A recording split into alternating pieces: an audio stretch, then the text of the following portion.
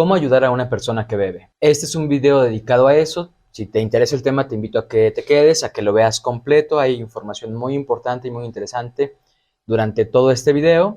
Te invito a que me sigas en todas mis redes sociales. Apóyanos en Patreon si está en tus posibilidades. Suscríbete, dale campanita y sígueme. Hagamos un diálogo. Soy Alejandro Ruiz Galicia y estás en Psicología y Salud.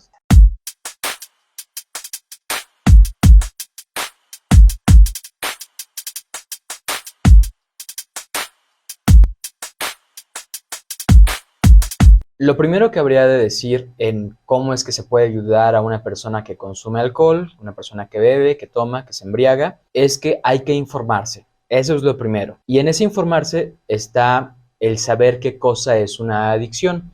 Últimamente ha ocurrido que se le llama adicción a un montón de cosas y procesos, situaciones distintas. Se escucha respecto a la adicción a las relaciones carnales, se escucha respecto de la adicción a los videojuegos, se escucha respecto de la adicción a ciertas situaciones o a cierto tipo de pensamientos, y en realidad a mí me parece que lo que está ocurriendo es que se está malbaratando esta palabra. Entonces, ¿qué es una adicción? Bueno, para empezar, no es un diagnóstico. En las guías de práctica clínica, algo que ocurre es que no vas a encontrar la palabra adicción. Lo que estoy diciendo es pues que no es un diagnóstico, no vas a leer que diga diagnóstico en tu receta o algo así, adicción, eso no va a decir. Hay dependencia de sustancias, hay abuso de sustancias, hay intoxicación por sustancias, pero no esta otra palabra. Esta otra palabra la utilizamos para decir un conjunto de elementos, para nombrar a un conjunto de elementos. ¿Cuáles elementos son estos? El primero es la tolerancia. Tolerancia significa que la persona tolera un consumo de una mayor cantidad de la sustancia. Lo tolera, es decir, lo aguanta, lo soporta, lo sostiene con la intención de tener un efecto.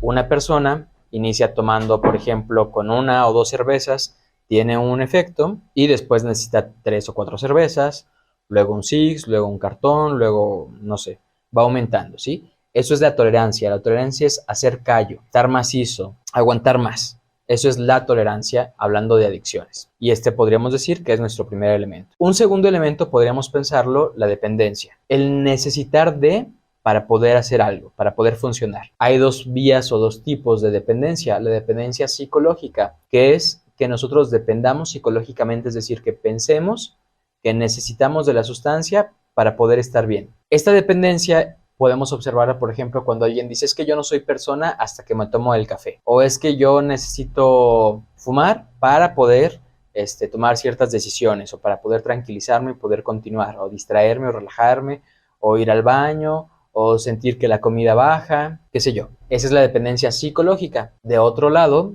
otro tipo, otra vía de dependencia sería la dependencia física, que biológica, orgánicamente, necesitemos la sustancia para poder continuar funcionando y en algunos casos continuar en la vida. Que una persona que consume una sustancia de forma adictiva, lo que va a experimentar cuando cese ese consumo, cuando deje de consumir, es que se pone en riesgo la vida. Hablando específicamente del consumo del alcohol, lo que habríamos de decir sería que una persona que consume cierta cantidad de alcohol durante un periodo suficientemente largo, si intenta detenerse de golpe, lo que puede hacer es poner en riesgo su vida. Puede convulsionar, puede tener un paro, puede estar en riesgo pues su permanencia en la vida, decía. Estos son los 2 tipos de dependencia.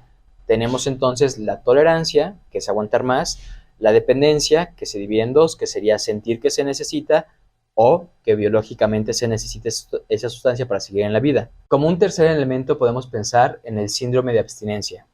¿Esto qué significa? Un síndrome es un conjunto de síntomas o de signos que se presentan. Un signo es algo que podemos observar, medir. Por ejemplo, la presión arterial, ¿sí? La frecuencia cardíaca, la frecuencia respiratoria. Un síntoma es algo que experimenta de forma subjetiva el paciente, la persona. Por ejemplo, si el paciente siente temor, eso no lo podemos medir. Se hacen algunos esfuerzos de repente como para poder dimensionar esto. Por ejemplo, si yo acudo a un médico con un dolor, es muy probable que me pregunte en algún momento, del 1 al 10, donde 10 es el dolor más intenso que has sentido en la vida y 1 es el menos intenso que has sentido, ¿cuánto te duele? Pero sigue siendo un síntoma. No hay una graduación estándar. A mí me puede doler mucho el dolor como dice un amigo mío, y hay personas que toleran muy grandes cantidades de dolor. Yo, por ejemplo, tengo una amiga que recuerdo que tuvo un parto sin anestesia, en la que parte de su cuerpo se rompió justo con la finalidad de poder, de que pudiera salir el bebé, el producto, y ella soportó ese dolor. Entonces, eso es muy, muy subjetivo y eso es un síntoma. Regreso entonces. Síndrome de abstinencia es este conjunto de signos y síntomas que se producen como efecto de la abstinencia, es decir, del cese del consumo de la sustancia. Específicamente para los fines de este video estamos hablando del cese de consumo de alcohol. Síndrome de abstinencia entonces es la cruda. Sería estar amalado o hay algunas otras formas de nombrarlo, pero en términos generales de lo que estamos hablando es de ese malestar que ocurre al día siguiente de haber tenido un consumo importante de alcohol o del malestar que ocurre cuando se ha consumido cierta cantidad de alcohol que aunque pueda parecer no muy grande, se ha sostenido durante mucho tiempo, como por ejemplo en el Guadalupe Reyes. El Guadalupe Reyes es esta idea de que hay personas que hacen una especie como de maratón y consumen desde el Día de la Virgen de Guadalupe, que es el 12 de diciembre, hasta el 6 de enero. Cierta cantidad de alcohol todos los días. Alguien que haga eso, el día 7, si es la corta el 7, va a tener un síndrome de abstinencia. Es decir, el síndrome de abstinencia puede tener que ver con la intensidad del consumo o con la frecuencia del consumo, a veces con las dos.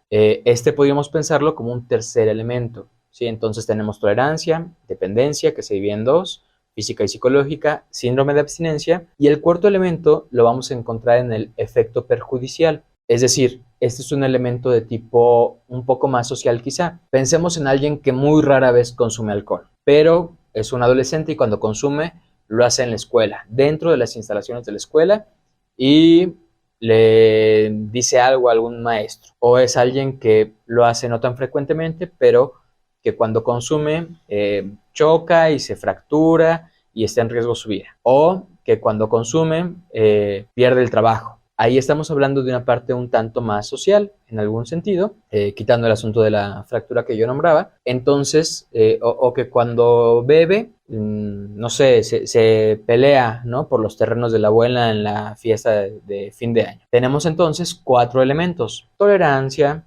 dependencia, que se divide en dos, síndrome de abstinencia y el consumo perjudicial. Si tenemos estos 4 elementos, podemos pensar que esta conducta, el consumo de alcohol en este video, es una adicción. Es decir, es una conducta que reúne las características para que le digamos adicción. Ahora bien, pensemos en cuánto es mucho o cuánto no es mucho alcohol. El alcohol es una sustancia, es decir, es algo que está materializado, es líquido regularmente, es un líquido que nosotros ingerimos, regularmente bebemos. Algo que hace es que llega a nuestro estómago y tarda más o menos unos 20 minutos en que sintamos el efecto de eso que hemos bebido. Eso tiene que ver con que a muchas personas les llega a pasar que dicen, ay, como que sí aguanto la otra.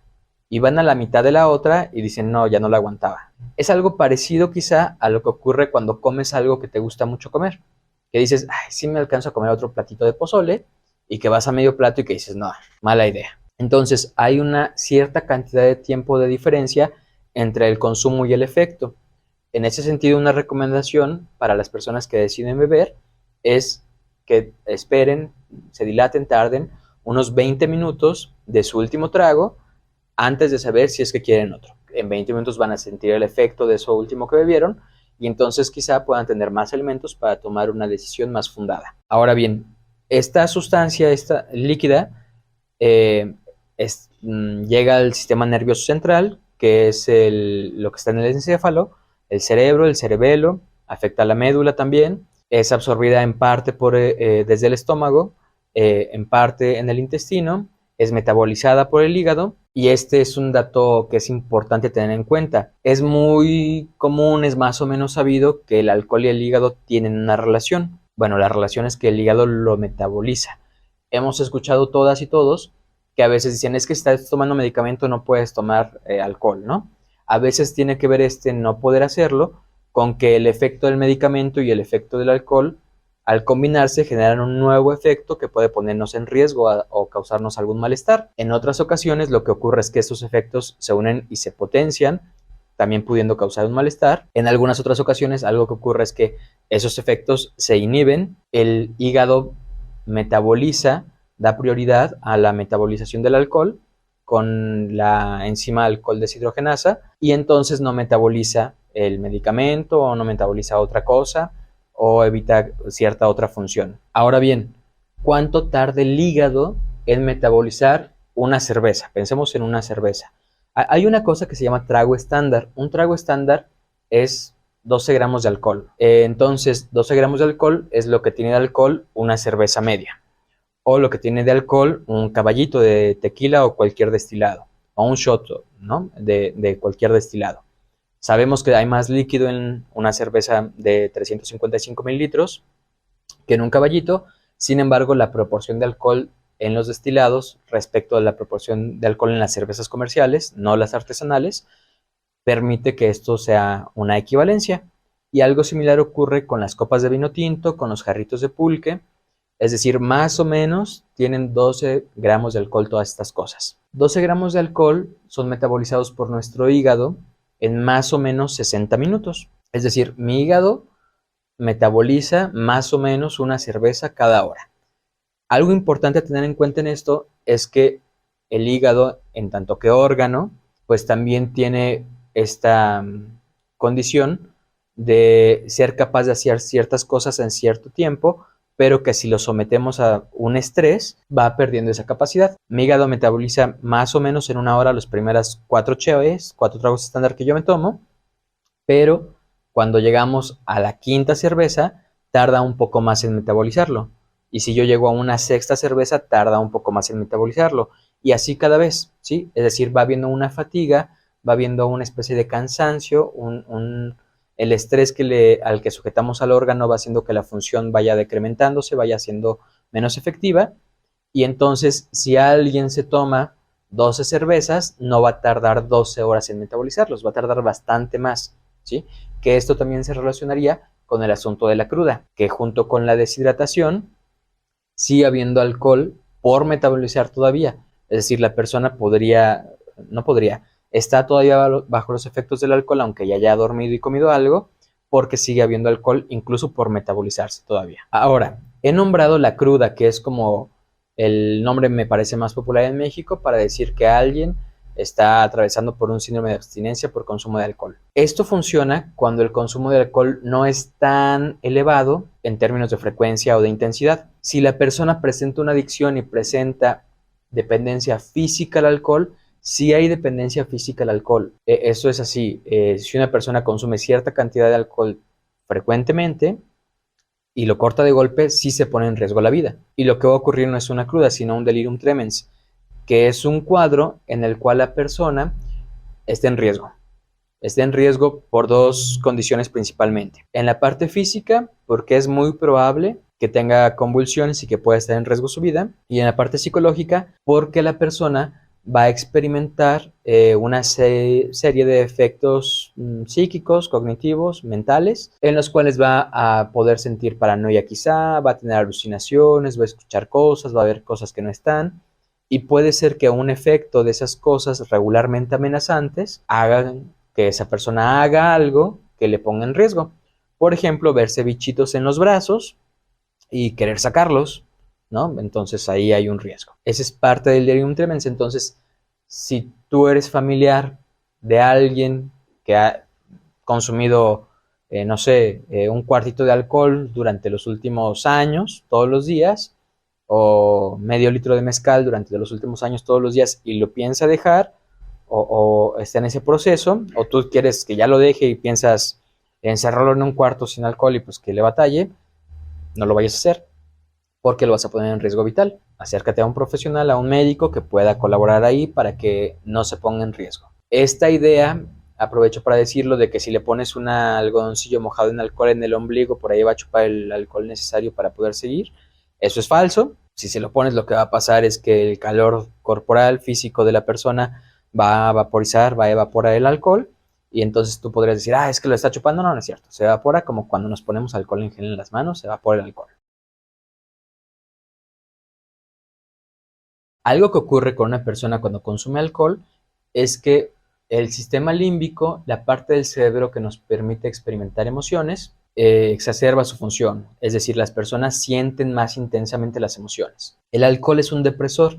es una sustancia que deprime el sistema nervioso central. Puede ser que en una primera observación digamos, pero si yo me pongo bailador y cuento chistes y platico. Sí, lo que ocurre es que deprime, es decir, hace que funcione menos nuestra capacidad de inhibición o de censura. Entonces tenemos menos filtros, ¿sí? Menos freno. Si yo veo a alguien que me cae mal, que regularmente digo, no me voy a pelear con mi primo porque pues, se va a volver incómodo el ambiente en la fiesta y esto, a lo mejor ya alcoholizado, si le digo que él con qué cara quiere los terrenos y nunca cuida a la abuela. Vamos ahí teniendo esa parte de desinhibirnos. Junto con esto, del desinhibirnos, tener menos censura, las emociones, regreso, son experimentadas con más intensidad. Estamos más tristes, más contentos, más eufóricos, más enojados. Y otra parte importante de lo que ocurre es que pensamos menos en las consecuencias, porque la parte del cerebro que funciona para pensar en los planes, para pensar a futuro, para planear, disminuye su funcionamiento. Entonces lo que tenemos es que la parte del cerebro que permite que sintamos, siente más, y la parte del cerebro que permite que veamos a futuro, pues ve más cortito. Eso nos permite entender o pensar desde otro lugar por qué es que las personas hacen lo que hacen estando tomadas, como si nada les importara, ¿sí? Como si no hubiera consecuencias de sus actos. Bueno, es que esas consecuencias no están en su mente en ese momento. Biológicamente esas consecuencias es difícil que se presenten. Algo que también es fundamental que tengas presente en este asunto es que no viene bien que lo pienses como un vicio. Si piensas el consumo de alcohol de tu familiar, de esa persona que quieres, que amas, que te importa, como un vicio, va a estar más en el campo de lo moral, del bien y del mal, que en el campo de la salud. Y eso puede ser una desventaja porque entonces podemos llegar a pensar que es un asunto de ponerle ganas, de ponerle esfuerzo, cosas de ese tipo. Eso haría que dejemos de tener presente, pues que es una sustancia, que es algo que afecta directamente a nuestro cerebro y a algunas otras partes de nuestro cuerpo, ¿sí? Entonces, no lo pienses en términos de vicio, sería mi recomendación. Piensa en términos de una enfermedad, de una patología, de una adicción, de una sustancia que causa un efecto en el sistema nervioso de la persona. Y sí, que esté englobada y que esté relacionada, sí con su voluntad, pero no solo con eso, que es donde la coloca el vicio, sino con su voluntad, con las condiciones sociales, con las condiciones económicas, con las relaciones familiares, con asuntos de identidad y con muchas otras cosas. Es un asunto complejo este. Algo que ocurre pensando particularmente en México es que hay o habemos muchas personas con hipertensión. Y digo hay o habemos porque una cantidad muy importante de personas con hipertensión no saben que tienen hipertensión. ¿Qué tan común es? Bueno, habría que ver la fuente, pero más o menos entre una de cada tres y una de cada dos personas en México tenemos hipertensión. Y algo que ocurre es que el alcohol tiene un efecto bifásico, es decir, primero cuando lo consumimos baja la presión arterial durante las primeras horas, pero después aumenta la presión arterial durante unas horas, hasta 12 horas después de la ingesta. Entonces, si yo tengo hipertensión y consumo alcohol, algo que va a ocurrir es que mi presión va a subir después de un ratito. Primero va a bajar y luego va a subir. Y mi frecuencia cardíaca va a subir. ¿Cuánto tiempo?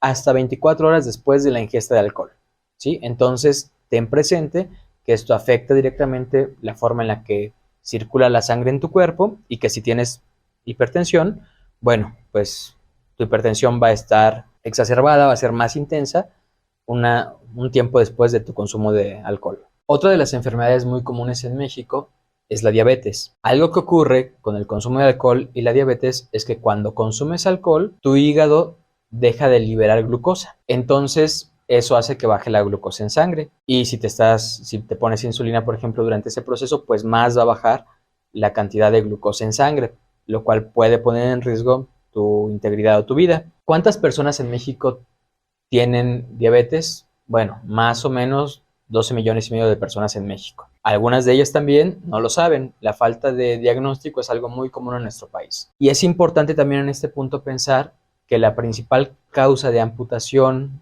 de piernas en México es el pie diabético. 20,000 personas al año viven la amputación de una pierna, lamentablemente. Ten eso presente en la relación de la diabetes y el alcohol. Además de esto, algo que ocurre con el consumo del alcohol es que se relaciona con el aumento de ácido úrico, la gota. Este dolor del cual algunas personas se quejan de que se levantan y conforme el día avanza les empieza a doler la rodilla y regularmente el tobillo. El consumo de alcohol aumenta esta parte también. Y esto de la gota, la diabetes y la hipertensión, estoy en la parte física por nombrar lo más común. En la parte psíquica, mental, habría que decir que 7 de cada 10 personas que consumen alcohol tienen también, junto con el trastorno por consumo de sustancias o la adicción, que ya aclaraba esto al principio, otro trastorno, puede ser un trastorno de tipo de ánimo, vamos, como la depresión o la ansiedad. Depresión y alcohol se llevan muy, muy mal y alcohol y ansiedad también se llevan muy, muy mal, ¿sí? A veces las personas, por ejemplo, con ansiedad, beben alcohol como para tranquilizarse, ¿no? Incluso podríamos pensarlo en términos de un trastorno de ansiedad generalizada, que se bebe el alcohol como para estarse tranquilizando constantemente como una especie de automedicación. Habría que ir con un psiquiatra para que nos dé un medicamento que resulte más óptimo y tenga menos efectos secundarios negativos. Y también, por ejemplo, si pensamos en trastornos de personalidad como el trastorno límite de personalidad, bueno, el consumo de sustancias es parte del diagnóstico de este trastorno, ¿no? Entonces, es importante tener presente que el consumo de alcohol de mi familiar, al que yo pretendo ayudar, en parte viendo este video, tiene un grado importante de comorbilidad, es decir, hay otras enfermedades que van a estar presentes cuando ocurre el consumo de alcohol. ¿Qué más podrías tener presente cuando te planteas cómo ayudar a alguien que bebe, que se alcoholiza, que se emborracha? Ten en cuenta el dinero. Este es un comentario que me dejan mucho en la cajita de comentarios o que me hacen mucho por todas las redes sociales. Te invito a que me dejes tus comentarios también. Y algo que me dicen es que es caro. Pues sí, o sea, ahí cuesta en la mayoría de los casos, aunque también está la línea de la vida, que es un apoyo, una asistencia que otorga el Estado. El número es 800-911-2000. Márcalo, 800-911-2000. Si el dinero es un obstáculo, pero incluso en ese caso, si vas a un servicio público en vez de uno privado, toma en cuenta, haz más o menos ahí un poquito de números de cuánto dinero es el que realmente puedes destinar a ayudar a ese familiar, ¿sí? Vamos, claro, todos y todas quisiéramos tener todo el dinero del mundo para poder invertirlo en el mejor o el más afamado psiquiatra, psicólogo, especialista en adicciones, clínica y todo esto, pero pues las condiciones en las que vivimos son otras. También ten en cuenta cuánto tiempo realmente puedes dedicar a la ayuda. Quisiéramos estar con él todo el rato, cuidarle las manos, ver que no tome, pero tenemos que salir a trabajar, tenemos que cuidar a los hijos, tenemos que hacer otras cosas, puede haber otro familiar que necesite atención, puede ser que intentemos tener algunas actividades recreativas, lo cual sería una gran idea. Entonces calcula el tiempo que en realidad puedes dedicarle a eso. También ten presente con qué personas puedes contar para eso. A ver, si mi familiar se embriaga, se pone mal, se pone violento, cualquier cosa que ocurre como efecto del consumo del alcohol, ¿con quién puedo contar? Y háblalo desde antes, no te esperes a estar en la situación para empezar a marcar por teléfono. Pregunta a las personas que son de tu confianza, oye, si un día pasa tal cosa con esta persona, no sé, preguntar si puedes llegar a su casa para pasar ahí la noche, ponerte a salvo, si en caso de que haya violencia, preguntar si le puedes pedir un RAI, si hay que llevarlo a la clínica o al hospital de emergencia porque empiece a convulsionar o algo de esto, preguntarle si se lo puedes encargar a que lo vigile o a que le dé de comer o si podría esa persona ayudarte haciendo la comida para que entonces tú te dedicas en ese momento al cuidado, qué sé yo, ¿no? Las formas en las cuales las personas cercanas pueden colaborarte y que tengas claro quién sí, quién no y en qué sí y en qué no. Y también es importante que tengas en cuenta la energía que tienes. Todos quisiéramos tener, quien hemos tenido personas amadas en situaciones complicadas, pues sí, claro, yo quisiera poder cuidarla 24/7 para ver que no se lastime, para ver que no se ponga en riesgo de alguna forma, para ver que coma bien, sí, claro, sin embargo, la energía no da, ¿sí? Porque a lo mejor yo me puedo aventar 1 o 2 noches en vela si quieres, pero no 3. O sea, nomás no da, ¿sí? No es un asunto de que se quiera o no se quiera. Simplemente el cuerpo ya no va a dar para eso, ¿sí? Por más que yo quiera estar en vela, vigilante de lo que necesite, pues me voy a quedar dormido. Entonces ten en cuenta que tu energía no es infinita, tampoco los otros recursos, y tantea desde ahí. Ese puede ser un proceso doloroso, pero pues es eso. Nadie es omnipotente. ¿Qué otra cosa sería una muy buena idea? Acude a terapia. Acude a terapia porque este tipo de procesos causan un efecto y ese efecto puede ser, por poner una palabra, traumático. Si tú supones que el consumo de tu familiar solo le afecta a él, bueno, yo tendría que decir dos cosas. Una, eso es falso y por eso estás viendo este video de cómo ayudar a alguien que bebe. Estamos claros en que si estás viendo esto es que hay un efecto. Y lo otro es, ese efecto no solo es a muy corto plazo, ¿sí? En algunos casos, la mayoría de los casos, es un efecto que hay que limitar mediante la terapia, porque sí te puede cambiar la vida. Estar acompañando a una persona que atraviesa por este tipo de situaciones, sí es algo que muy probablemente va a dejar marcas, grietas, va a romper cosas, va a cambiarte la forma de mirar el mundo. Entonces, que tú acudas a terapia tiene un efecto doble. Uno, que es que te cuidas para que te rompas lo menos posible, que te mande un abrazo porque es una mierda atravesar por ese tipo de cosas. Y por otro lado, está la parte en la cual el que tú estés bien, o también como sea posible, permite que la cantidad de ayuda que tú brindas se pueda sostener sobre un plazo más largo. Este tipo de situaciones son más como un maratón que como una carrera de 100 metros. Adminístrate tanto como puedas en todos tus recursos. Finalmente, y aquí me repito porque me parece que es muy importante hacerlo, y creo que es la parte más complicada, todos quisiéramos poder más, poder decirle la palabra ideal, perfecta, idónea, esta especie casi de conjuro de que hace que deje de beber. Todos quisiéramos poder tener la acción perfecta, la acción ideal, esa acción que hace que él cambie, que vea las cosas distintas o que ella se transforme y que entonces deje de llegar tomada a altas horas de las noches sin saber dónde dejó al hijo. Sí, quisiéramos, ¿no? Pero no podemos. Sí, no está dentro de nuestras manos. Entonces, insisto, te mando un abrazote. No eres omnipotente, no tendrías que serlo. Si en algo te ayuda a saber que nadie lo es, pues nadie lo es, ¿no? Entonces, ten presente que en esta pregunta de cómo ayudar hay limitantes. Te alcanza para ciertas cosas, no te alcanza ni a ti ni a nadie para otras. Cuídate en ese proceso duro y complicado de saber hasta dónde podemos ayudar.